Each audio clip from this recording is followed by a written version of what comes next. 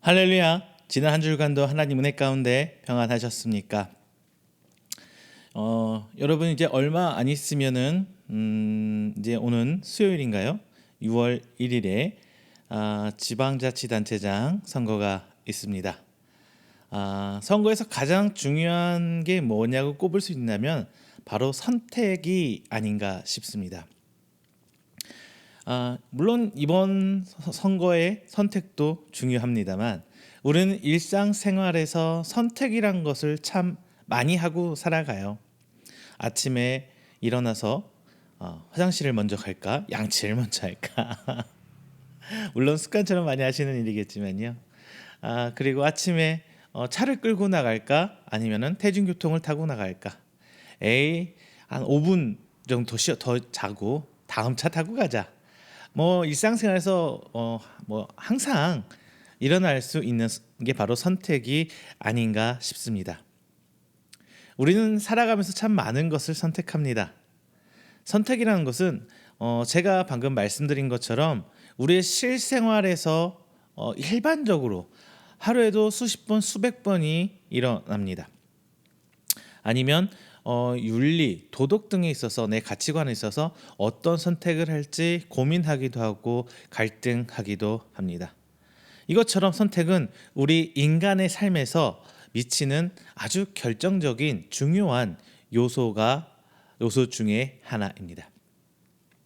어쨌든 이렇게 결정된 결과물에 대해서 우리는 스스로 만족할 때도 분명히 있어요. 아니면 후회하기도 합니다. 하지만 대부분 결정에 있어서 옳은 결정 혹은 그른 결정을 하는 경우가 거의 없어요. 이것은 절대적으로 옳다. 아니면 이것은 절대적으로 그르다, 틀렸다. 다만 우리는 삶에서 내가 처한 상황에서 그 시점에 최선의 선택을 하게 됩니다. 하지만 그 선택으로 발생될 그 이후의 결과에 대해서는 예측하기 힘든 것도 사실입니다. 다만 우리의 삶에서 우리가 선택한 거에서 일어나는 여러 가지 일들 뿐만 아니라 성경의 인물도 참 많은 것을 선택하고 있는 것을 우리는 성경을 통해서 말씀을 통해서 보게 됩니다. 우리는 그 성경을 통해서 볼 때 선택의 과정과 결과를 하나님의 말씀이라는 성경이라는 매체를 통해서 우리는 알게 됩니다. 그리고 그 사건들을 통해 우리는 하나님께서 주시는 은혜를, 교훈에 대한 어떠한 깨달음이나 새로운 결과 등의 우리 일상 속에서 삶 속에서 어떤 결과물로 얻기도 합니다. 물론 각 사건의 동시대적 가치관을 가지고 같은 판단을 한다는 다짐은 없어요. 하지만 하나님께서는 무한한 은혜로 수천 년 사건을 통해 우리가 이 땅에서 선택할 때 어떻게 선택해야 하는지 지혜를 제공해 주십니다. 우리 인간만 선택을 하는 것은 아닌 것 같아요. 성경에서도 하나님은 참 많은 선택을 하셨어요. 그리고 개 중에는 하나님께서 선택하셨던 그 일을 후회하셨다는 인간의 감정을 하나님께 대입해보는 과정에서 하나님께서 후회하셨다라고 표현하는 부분도 성경에서 나오기도 합니다. 물론 하나님께서 후회하셨다는 게 우리의 후회와는 좀 달라요. 다만 성경을 쓴 기자가 가장 우리가 알아듣기 쉽게 하나님이 처한 상황을 표현하기 위해서 후회란 단어를 써서 우리가 지금 받아들이게 된 거지, 전지전능한 하나님, 전지 다 알고 계신 하나님께서 이렇게 될 줄 몰라서 후회하셨다. 우리가 쓰는 후회란 단어와 하나님께서 진정 그 시점에서 느끼셨을, 생각하셨을 그 후회라는 감정은 조금 차이는 있을 수 있습니다. 당연히 후회 차이가 있을 수밖에 없죠. 이렇듯 하나님께서 가장 많은 선택들을 성경에서 보여주세요. 모세를 선택하시고 혹은 여호수아를 선택하시고 사울을 선택하셨다가 다윗을 통해서 하나님 나라의 사역을 이어가게 하시고 정말 많은 선택을 성경에서 보여줍니다만 하나님께서 우리에게 그 선택을 통해서 우리에게 가장 큰 은혜를 주신 것은 바로 지금의 나 하나님의 성도로서 나를 선택해 주셨다는 것입니다. 하나님께서는 아브라함을 선택하셨습니다. 그리고 이삭을 선택하셨고 야곱을 택하셨습니다. 계속 이어져서 그 계보가 이어져서 이스라엘의 12지파가 등장하죠. 그리고 지금 그 시대에 흘러 하나님의 계보가 내려와서 오늘날 지금의 우리에게까지 그 은혜가 이어지게 됩니다. 오늘 말씀을 통해 우리가 주목해야 할 부분이 바로 이 선택에 있습니다. 바로 선택에 이어져서 나까지 내려왔다는데 가장 큰 주제가 있습니다. 하나님의 결정, 즉 택하심입니다. 어떤 사람이 어떤 축복을 받았고 어떻게 되었다가 중요한 것이 아닙니다. 하나님께서 그 과정에서 어떤 생각을 하시고 어떤 결정을 하셨는지는 우리는 그것을 주목해 봐야 합니다. 성경은 어떤 인물의 생각과 가치관, 판단을 중요시해서 이렇게 하니까 이렇게 되더라 라는 것을 보여주는 단편적인 공식의 책이 아닙니다. 우리는 성경을 통해서 하나님의 마음을 조금은 들여다봐야 되지 않을까 싶습니다. 오늘 말씀에 등장한 유다는 그의 삶의 그의 행실을 바라볼 때 결코 의로운 인물은 아니었습니다. 어떻게 보면 창세기의 내용을 창세기에서 3분의 1이나 차지한 예수님의 계보가 요셉을 통해 이어져야 할 것 같아요. 그렇죠? 성경 후반절은 죄다 요셉 이야기, 꿈쟁이 요셉의 이야기잖아요. 하지만 우리의 생각과 하나님의 생각은 달랐습니다. 창세기 후반부의 주인공인 요셉이 그 예수 그리스도 메시아의 계보를 이어가는 언약의 계보를 이어가는 주인공으로 되는 것이 아니라 더군다나 야곱의 장자도 아닌 유다를 통해 예수님의 계보는 이어져 갑니다. 이것은 전적으로 하나님의 택하심이며 일방적인 하나님의 은혜입니다. 왜냐고요? 유다가 결코 하나님 앞에 의로운 사람은 아니잖아요. 하지만 하나님께서 택하셨고 예수님의 계보에 그를 통해서 이어갈 수 있도록 만드셨습니다. 자, 지금 우리의 삶의 모습을 잠시 돌아보는 시간이 되셨으면 합니다. 하나님 앞에 나는 정말 의로운 자야. 하나님 이 정도면 충분하잖아요. 뭐 이런 식의 자신감을 갖고 계십니까? 하나님 앞에 가슴 어깨 딱 피고 딱 당당히 나가서 나 하나님 앞에 충분하게 하지 않나요? 이렇게 자신할 수 있는 분 계십니까? 일반적인 기준인 도덕, 윤리, 가치관 그 어떤 것으로도 우리는 하나님 앞에 의로운 자라고 내세울 수 없습니다. 그게 기본이에요. 모든 하나님을 믿고 나아가는 우리 성도들의 기본적인 자세예요. 하지만 하나님께서는 지금 이 자리에 앉아있는 나와 여러분들, 우리를 택해 주셨습니다. 그리고 택한 걸로 끝난 것이 아니라 하나님의 백성, 하나님의 자녀로 삼아 주셨습니다. 그렇게까지 가기 위해서는 아무 죄 없으신 하나님의 독생자 예수 그리스도의 피값으로 우리의 죄까지 사해 주셨습니다. 아니, 과거에 지은 죄뿐만 아니라 앞으로 우리가 살아가면서 지을 죄까지 죄다 사해 주셨습니다. 그래서 하나님이 자녀되는 권세를 허락해 주셨던 거죠. 본문의 말씀은 야곱이 그 넷째 아들 유다에게 축복하며 유언하는 장면입니다. 이 말씀은 단순히 아버지가 아들에게 하는 유언이 아닙니다.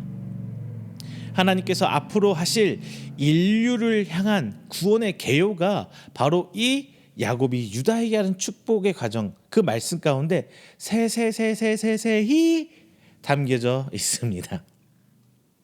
하나님께서 야곱의 12아들 중에서 그 유다라는 사람을 택하시고 그 민족 가운데서 메시아가 나오게 될 것이라는 원대한 하나님의 구원의 사역의 계요가 바로 본장의 말씀입니다.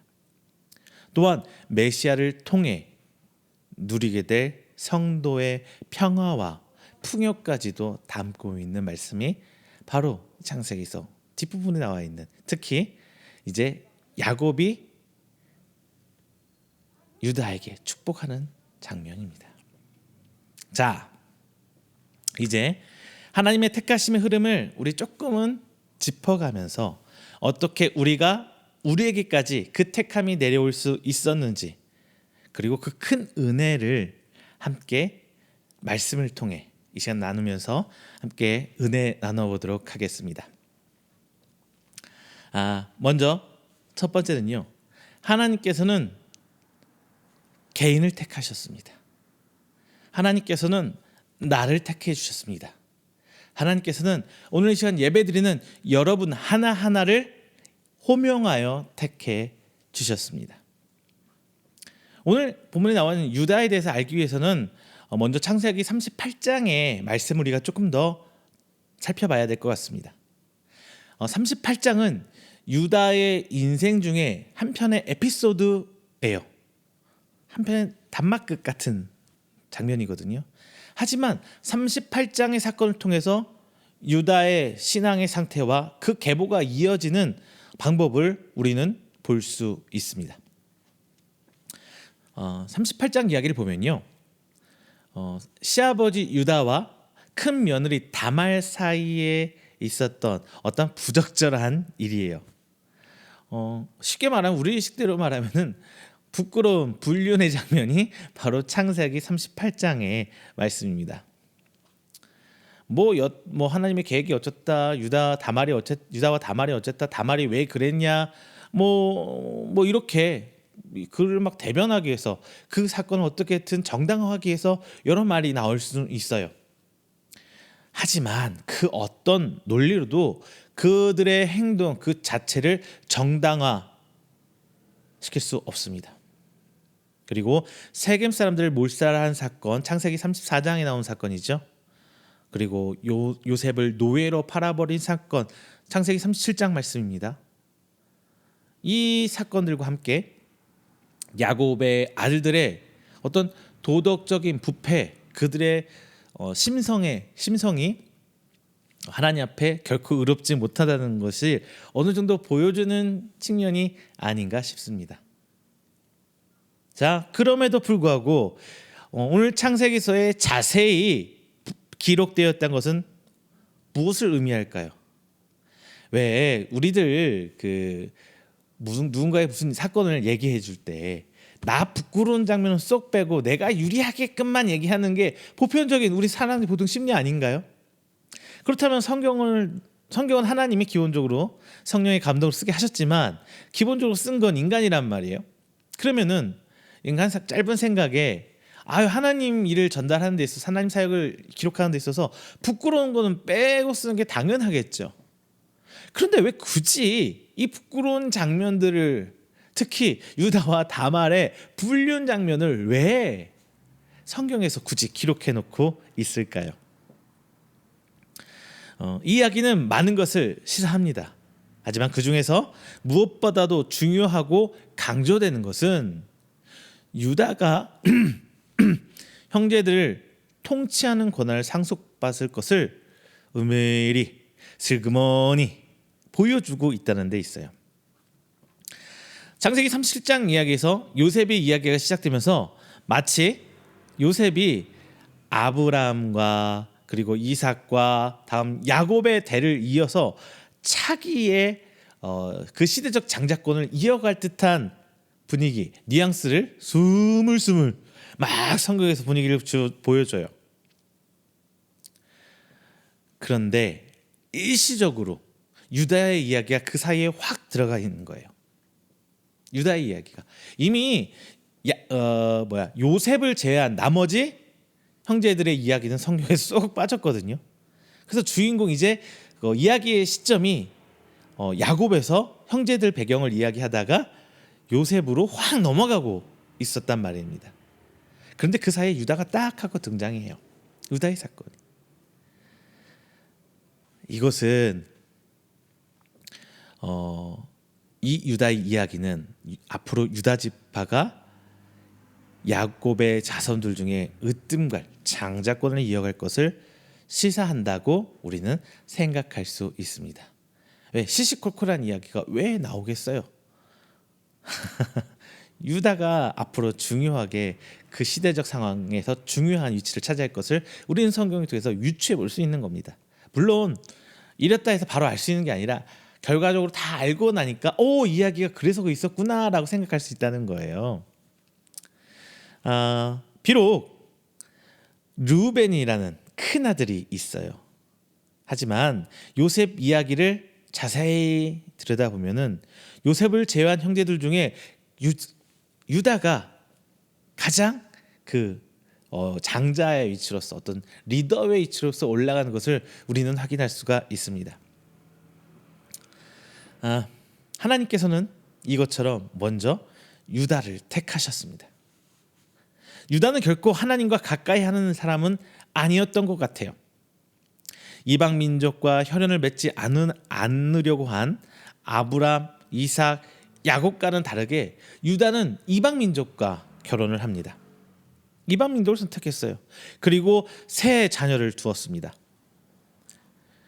이런 아버지 밑에 이런 아버지 스라에 세 아들들이 있었으니까 이 아들들이 하나님 앞에 선하게 보일 리도 없고 그들이 하나님 앞에 선하게 삶을 살려고 노력하는 일도 없었겠죠.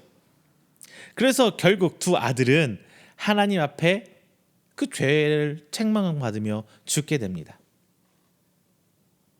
또한 유다는 며느리 다말이 변장한 창녀로 변장을 하는데요. 몸 파는 여자로 변장을 하는데 그 유혹에 쉽게 넘어가고 맙니다. 물론 몸 파는 여자를 산다는 것은 지금에 다시면은 분명히 문제될 사회적으로 어떤 문란을 일으키게 될 일은 분명합니다만 그 당시 시점, 그 수천 년 전, 정확히 몇 년 전인지 알 수도 없는 그 옛날 이야기 당시에는 전혀 사회적으로 죄가 될 것은 아니에요. 다만 하나님 앞에 선한 행위가 아님은 분명하게 알 수 있습니다.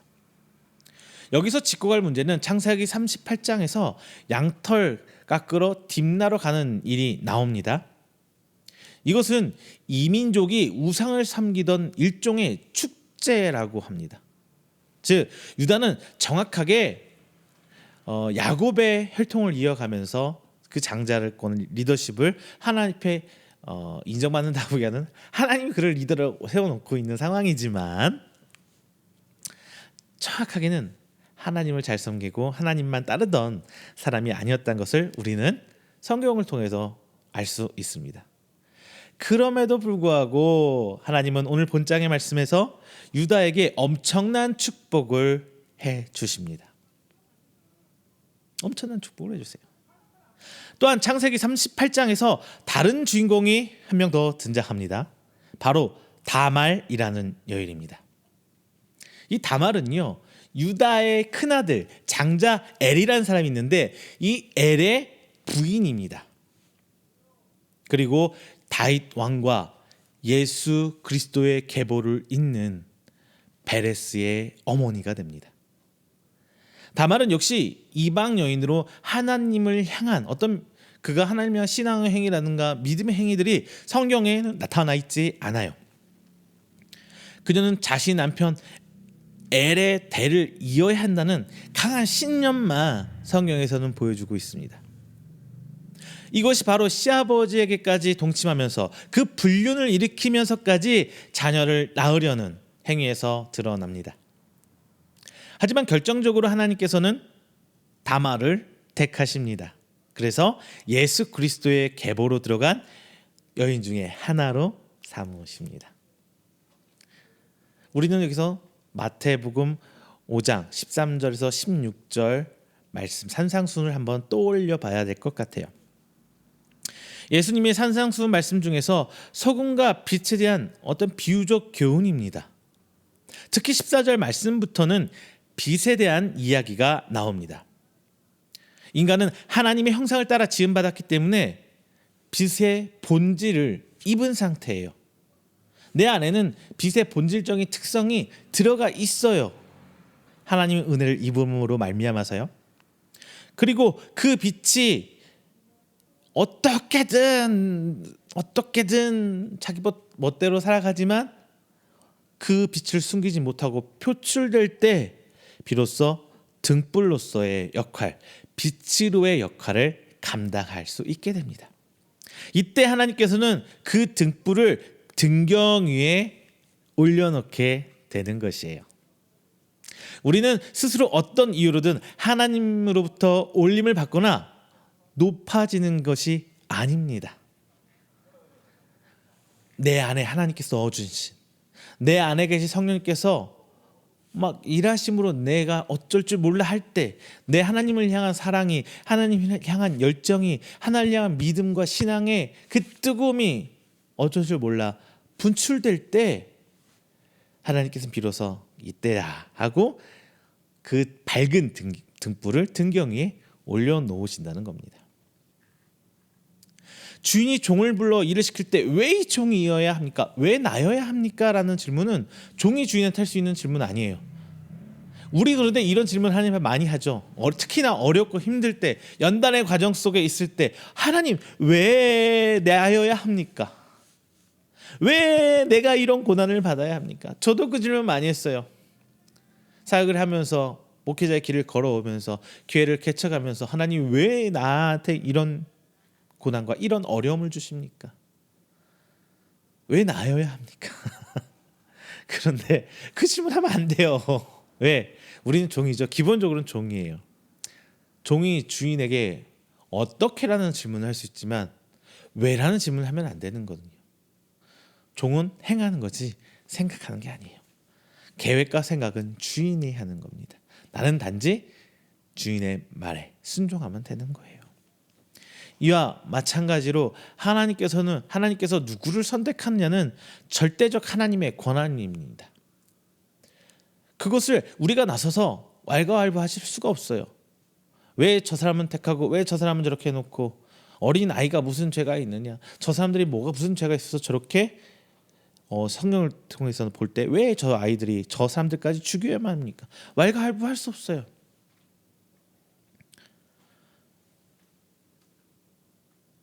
하지만 종의 가장 중요한 자세, 주인이 부를 때 언제든지 나설 수 있는 준비된 그런 종이 되어야 한다는 거예요. 종 안에 충성하는 본질을 숨길 수 없을 때에 주인은 그를 비로소 그때에 맞게 사용합니다. 충성할 수 없다면 그냥 그 위치에서 주인을 향한 충성도에 따라서 그만큼의 일만 시키는 거예요. 그거는 주인만 아는 거지 이렇다 저렇다 그 누구도 말할 수 없는 것이에요. 비록 본문에 유다나 이 앞전에 나오는 다말이 신앙적으로 하나님을 향한 그 믿음의 삶을 볼 때 하나님과 가까이 하고 있지는 않을지언정 그들은 준비된 자로 보여요. 왜? 하나님이 연단시키고 그 과정 가운데 있거든요. 유다는 야곱의 가정 안에서 착실하게 그 지도자의 위치로서, 리더의 위치로서 차근차근 올라갑니다. 요셉을 상인에게 팔 때, 그리고 그 형제를 대표하는 모습을 보이는 때, 야곱이 온 집안을 이끌고 애굽으로 갈 때, 이런 장면들을 보면은 유다는 지도자로서 한 가정, 한 그룹을 이끄는 지도자로서 이끄는 사람의 면모를 보여주고 있어요. 잠깐씩 성경에서 보여주고 있어요.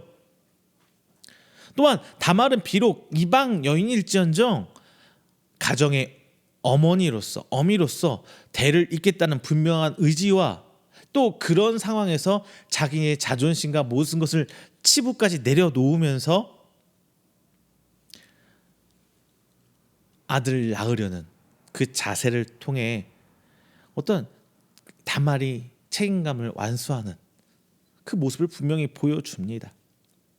이런 것들이 하나님이 택하신 절대적 요인은 될 수 없을지언정 하나님께서 절대적 은혜를 베푸실 때 그 은혜를 입을 준비된 모습은 확실하게 볼 수 있습니다. 성도 여러분, 하나님 앞에 선택받을 준비를 하고 계십니까? 하나하나씩 내 처한 상황에서 차곡차곡 위치를 밟아가고 계시냐는 말씀입니다. 아니면은 그냥 안일하게 주어진 환경 속에서 만족하면서 그냥 나를 위해서, 이 조그마한 내 가정을 위해서 그냥 살아가고 계십니까? 하나님께서 택함 받을 개인으로서 내 안에 있는 하나님께서 심어주신 그 빛의 본질을 보여내시기를 바랍니다. 자, 이제는요, 어떤 행위로서는 전혀 내세울 것이 없지만 하나님의 은혜로 택한 바는 그들을 통해서 구속사에서 중요한 역할을 하고 이 땅에서 하나님 왕국의 표본이 될 이스라엘 민족에게 임할 야곱의 유언과 축복을 함께 나눠보도록 하겠습니다. 두 번째가 바로 하나님께서는 이제 개인을 뛰어넘어서 민족을 택하시고 부르셨다는 거예요. 확장이 되는 거예요. 개인에서 그룹으로 집단으로 확장되고 있는 겁니다. 본문에서 야곱은 넷째 아들 유다에게 빌어준 축복이 나와요. 야곱은 유다에게 축복을 빌어주고 있습니다. 그리고 축복은 요셉 다음으로 글자 수가 많아요. 길어요. 야곱은 유다에게 영원한 왕권, 주권, 번영 등 많은 것을 정말 빌어주고 어떻게 보면 몰빵하고 있어요. 왕창 밀어주고 있어요. 이로 말미암아 유다는 모든 형제를 통치할 수 있는 권한을 부여받습니다. 유다에게 적용된 이미지를 살펴보면 사자, 새끼 사자, 임금의 지휘봉, 통치자의 지휘봉 등 어떤 통치권에 관한 것들이 많아요. 그래서 형제들이 유다를 찬양하고 유다를 따를 거고, 그리고 그들의 원수는 유다에게 짓밟힐 것이라는 사실을 강조해주고 있습니다. 앞서 말씀드린 사자, 이 사자는 야생 짐승들 중에서 가장 강하고 어떤 왕이라는 위엄을 보여주는 짐승이죠. 그래서 권위와 힘을 상징하곤 합니다. 그래서 많은 고대 근동의 나라들이 왕권의 상징으로 사자를 사용하는 것을 우리는 사료를 통해서 확인할 수 있죠. 이런 역사적 정황에서 유다를 사자, 그것도 새끼로 묘사하는 것은 유다의 자손들이 훗날 젊음의 활력과 어떤 공격할 때 앞장서는 적극성을 겸비한 겁이 없는 젊은 사자와 같을 것이라는 어떤 예언적 유언이에요. 아직은 이루어지지 않았지만 그렇게 될 것이라는 예언적 유언이 나와 있습니다. 그리고 유다는 온 열방이 그에게 순종할 것이라는 유언도 듣게 됩니다. 9절 10절에 나와요. 유다는 형제들에게 어떤 풍요를 가져다 주지만 적들에게는 두려움과 공포를 주는 존재가 될 것이라고 얘기하고 있어요. 그리고 형제들에 대한 통치권과 열방이 그에게 순종하게 될 것이라는 예언은 그동안 창세기서 안에서 여러 차례 암시되었던 메시아 사상의 결정판으로 볼 수 있습니다. 메시아가 유다족 속에 속한 다윗의 자손으로 오시는 이유는 다윗 언약 이후 쭉 넘어가면은 사무엘하 7장에 나와 있는 다윗 언약 때문인데요. 이 다윗 언약의 첫 성경적 근거가 바로 오늘 본장에 야곱이 유다에게 축복하는 장면입니다. 이스라엘의 통치권이 유다의 세 형제들을 지나서 넷째 아들, 첫째, 둘째, 셋째, 넷째 아들을 이렇게 임한다는 점에서 장자권이 유다에게 임했다고 우리는 볼 수 있는 거예요. 해석할 수 있습니다. 물론 땅을 분배받을 때 두 지파의 몫을 받는 실질적인 장자권은 요셉이 두 아들을 통해 받았어요. 참 아이러니해요. 제가 몇 번 말씀드렸죠. 장자권은 다른 형제들 몫을 하나 더 받아요. 두 배를 받아요. 다른 친구들에 비해서. 예를 들자면 이거예요. 형제가 셋이다. 그러면은 형제가 셋이면 그 상속된 유산을 셋이니까 네 개로 나눠요. 그래서 하나, 둘, 셋 주고 하나가 남죠. 이것을 장자에게 주는 거예요. 하나 더. 그러니까 n명, n 플러스 1분의 1로 나눠서 마지막 한 명씩 주고 나중에 하나를 더 받는 개념인데요. 그런데 요셉에게 직접적으로 축복을 하진 않지만 요셉의 두 아들을 불러다가 축복을 하면서 어떤 분깃을 요셉의 큰아들, 둘째 아들 둘이 받아요. 장자권의 유산 상속의 장자권은 요셉이 가져가지만 통치권은 유다에게 간다는 것을 성경을 통해서 볼 수 있습니다. 시편 78편 67에서 68절 말씀을 보면 최종적으로 하나님의 선택은 유다 지파에게 있었다고 시편 기자가 얘기하고 있어요. 야곱이 유다에게 빌어준 축복은 이러한 사실을 잘 드러내고 있습니다. 유다의 후손들이 얼마나 큰 풍요를 누리게 될 것인가는 11절에 잘 표현되어 있어요. 유다의 후손들은 통치자의 상징인 나귀를 타고 포도나무처럼 번성할 것이고 포도주를 마음껏 즐기는 매우 건강한 모습으로 뛰어갈 것이라는 것을 성경에서 기록되어 있습니다. 또한 그들은 겉옷을 포도의 붉은 즙에 빤다는 것은 포도주가 허드렛물처럼 흔해질 거라는 엄청난 풍요를 보여주고 있는 거예요.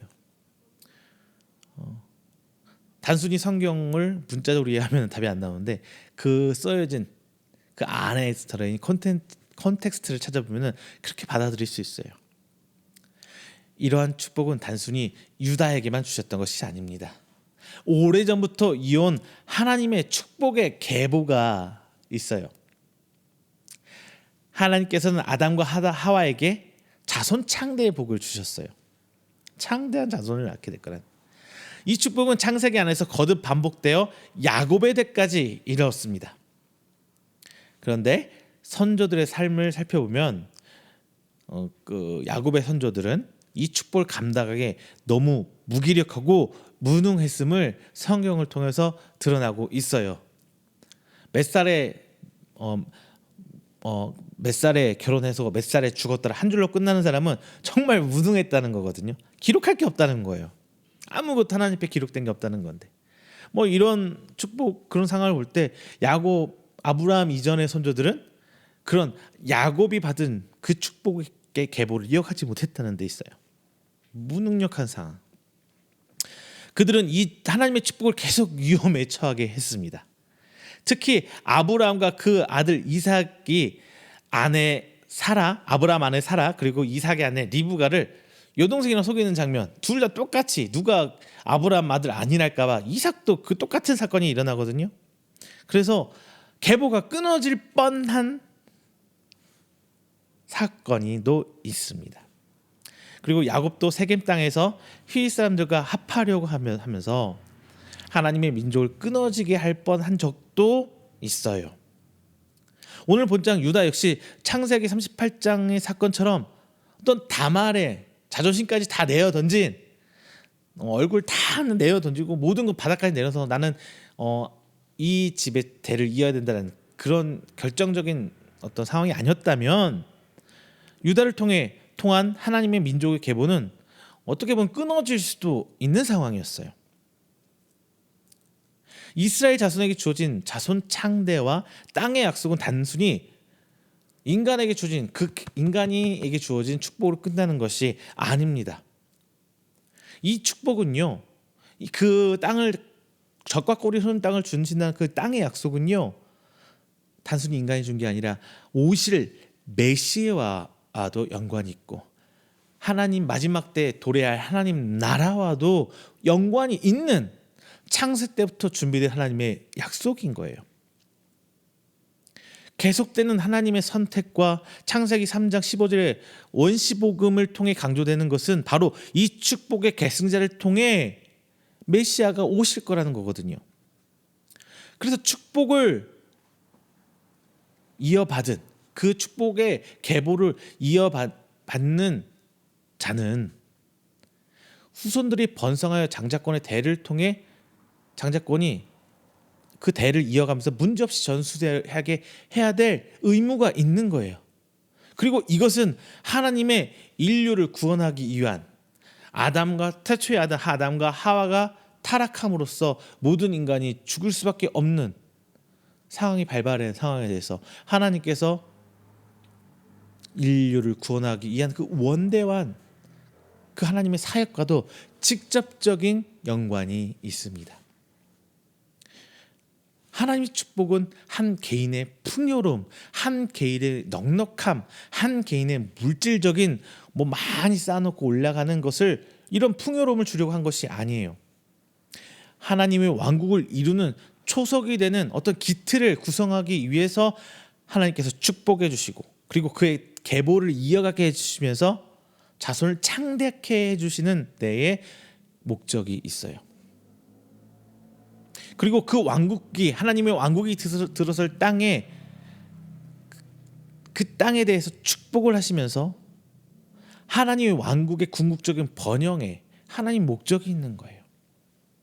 자손 창대와 가나안 땅, 젖과 꿀이 흐르는 땅을 축복한 이 두 개의 축복과 언약은 단순히 그들이 잘 먹고 잘 살고 자손이 널리 번성하느냐는 얘기가 아니라 하나님의 자손이 이 땅을 차지하고 번성하면서 하나님의 약속한 땅, 하나님 나라의 백성이 된다는 그 초석을 다지고 있는 하나님의 구원 사역이라는 말입니다.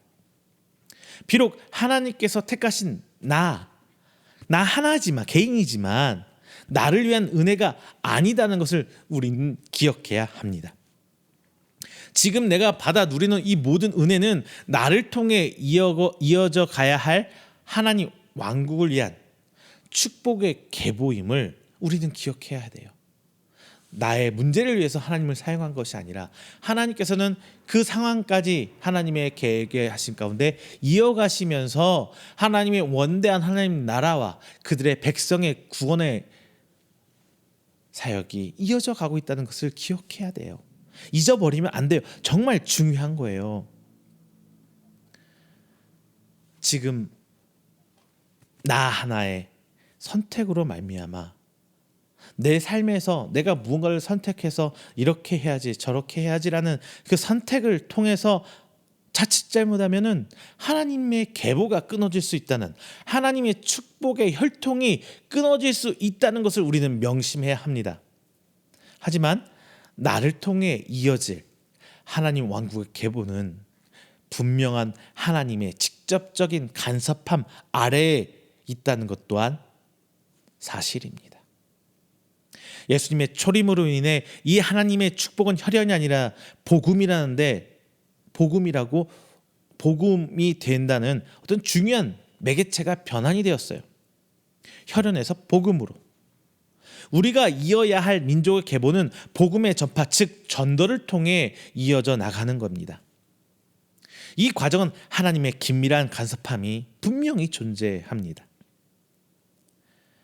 유다와 다말이 단 한 번의 관계로 계보를 이어나갔던 것처럼 하나님의 직접적인 간섭함이 우리의 입술과 삶에 드러난 감출 수 없는 빛의 행위로 인해서 나를 통한 계보가 계속 개인에서 끝나는 것이 아니라 개인에서 가정으로, 가정에서 교회로, 교회에서 단체, 집단, 나라로 확장되면서 하나님 왕국으로 그 열매가 맺혀질 것입니다. 말씀을 맺겠습니다. 저는 사역을 하면서 개척한 이후에 개척교회 목회자로 사역을 제외하면은 학생들, 청년들과 사역이 가장 긴 사역이에요. 그들과 사역하면서 제일 많이 받았던 질문 중에 하나가, 목사님, 공부는 왜 해야 하나요? 공부는 왜 해야 하나요? 이거였어요. 저는 그 친구들한테 그 아이들에게 이렇게 대답했습니다. 나중에 누군가를 택해야 할 사람이 너희들을 볼 때 어떤 판단할 기준이 없잖아. 근데 볼 수 있는 건 딱 하나. 너희들이 학교 다닐 때 최선을 다해서 공부해서 좋은 성과를 거뒀다는 것. 그러면은 이 사람은 최소한 그만큼은 우리 회사에 와서 혹은 내가 데려갔을 때 노력할 테니까라는 기대 심리 때문에 뽑는 거야. 그러니까 좋은 성적이 좋은 사람을 선택하는 것은 그가 해온 환경에서 열심히 했다는 것을 단편적으로 보여주는 거기 때문에 우리는 평상시 위해서 그 선택이라는 과정을 통과하기 위해서 열심히 공부해야 돼. 저는 이렇게 대답해 줄 때가 많았어요. 이것처럼 하나님 선택도 같은 이유가 아닐까 싶습니다. 인간은 어떤 죄로 불완전한 존재이기 때문에 하나님의 선택도 옳다 그르다의 문제가 아닌 거예요. 왜? 얘를 선택해도 실패, 쟤를 선택해도 실패, 저 사람을 선택해도 죄인, 쟤를 선택해도 죄인, 다 죄인 똑같거든요. 하지만 하나님의 선택에 있어서 결정권자 하나님은 그냥 하나님이라는 거 우리 인정해야 돼요. 하나님이 나를 부르셨고 내 옆에 있는 성도를 부르셨고 우리 가정을 부르셨다는 것은 그냥 하나님이 부르신 거예요. 어떤 이유가 있어서 그런 거 아니에요. 구원이라는 것 역시 하나님의 선택의 연속이 될 것입니다. 다만 우리는 하나님의 절대적 의지와 선택의 이유를 다 헤아릴 수 없기에 어떤 상황에 어떻게 내가 될지 모르니까 학교에서 열심히 공부하는 그 학생들처럼 이 땅에 살아가면서 성도로서 내게 주어진 삶에 책임을 다하고 열심히 살아가는 것이 아닐까 싶습니다. 그래서 하나님께서 너 이리 와봐. 너 이리 와봐. 이렇게 부르실 때에 바로 순종하고 일어설 수 있는 나 그리고 여러분이 되어야 하는 것이에요. 즉 본문에서 평생에 걸쳐 야곱의 가족을 이끈 지도자의 위치에 선 유다처럼 그리고 남편의 대를 잇겠다는 다말의 의지처럼 우리의 삶에서 언제일지 모르지만 하나님의 선택과 부르심에 바로 응할 수 있는 그 준비를 우리는 해야 한다는 것입니다. 또 하나님의 선택은 나 하나로 끝나는 것이 아니에요. 하나님은 나를 위해 존재하는 것이 아니라 내가 하나님을 위해 존재한다는 것이에요.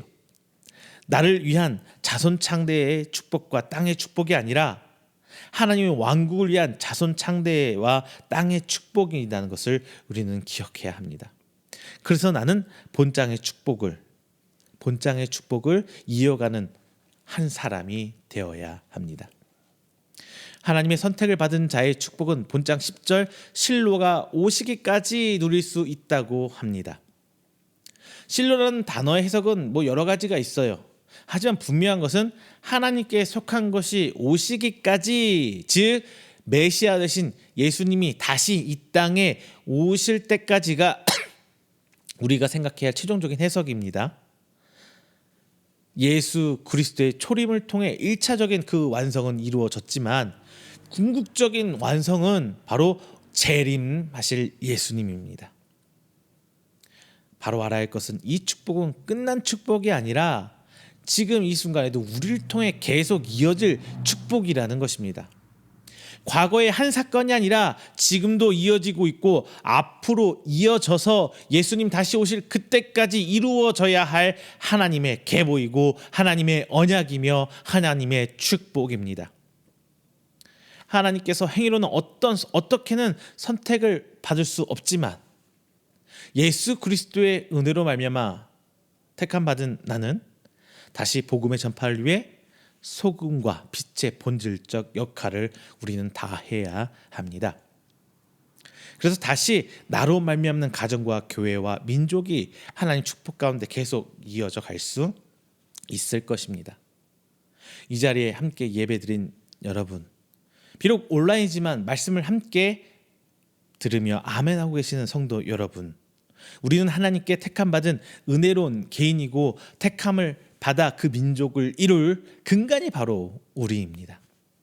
이 믿음으로 예수님께서 다시 이 땅에 오실 때까지 하나님의 계보를 끊어내는 자가 아니라 자손 창대와 축복을 이루고 땅의 축복을 이루는 유다의 축복의 역할을 다 해주시기를 간절히 소망합니다. 그래서 다시 오실 예수님의 그때까지 여러분은 축복의 통로가 되시기를 주님의 이름으로 축원드립니다. 다 함께 기도하겠습니다. 사랑과 은혜가 충만하신 하나님 아버지, 감사 영광 드립니다. 오늘 또 함께 많은 말씀 나눴습니다. 그리고 이 말씀을 통해 지금 내가 하나님께 선택을 받았고 어떠한 이유여든 간에 하나님의 일반적인 택함을 받아 축복의 계보를 이어가야 할 책임이 있다는 것을 알게 되었습니다. 하나님께서는 우리에게 언약하셨고 또한 때에 따라 갱신하시며 여전히 그 하나님의 언약을 이어가고 계신다는 걸 저희들 믿습니다. 그 언약의 계보가 오늘 나를 통해 이어졌다는 것을 믿고 하나님, 이 땅에서 내가 하나님의 준비된 자로서 살아갈 수 있도록 좀 함께 하여 주시옵소서. 은혜 부어 주시옵소서. 내 모습 이대로는 그 어떤 건 내놓을 수 없지만 지금 내 모습으로는 하나님의 축복을 이어갈 자격도 없지만 하나님, 여전히 난 하나님의 말씀을 듣고 순종하며 죄로 덮여진 나의 본질 가운데 하나님의 그 형상을 회복해 소금의 빛으로서 이 땅에 드러날 때 하나님의 그 자손 형통, 자손 그리고 땅의 축복을 쥐고 나아가는 우리가 되게 하옵소서. 그리고 단순히 그것이 나 하나로 끝나는 것이 아니라 하나님 나라를 이루는 근간이 될 수 있도록 나로 인해서 그의 복음이 전파될 수 있도록 주님 함께 하여 주시옵소서. 이 모든 것은 오직 주님의 간섭하신 하나님의 계획에서 이끄심으로만이 이루어질 수 있다는 것을 이 시간 고백합니다. 하나님 힘주시고 믿음으로 말미암아 내가 한 걸음 한 걸음 내디딜 때 하나님께서 일하여 주시옵소서. 하나님께서 그 형통의 복을, 그 언약을 이루어 주시옵소서. 이 모든 말씀 오직 하나님의 은혜로 될 줄, 이루어질 줄 믿사오며 예수님의 이름으로 기도드립니다. 아멘.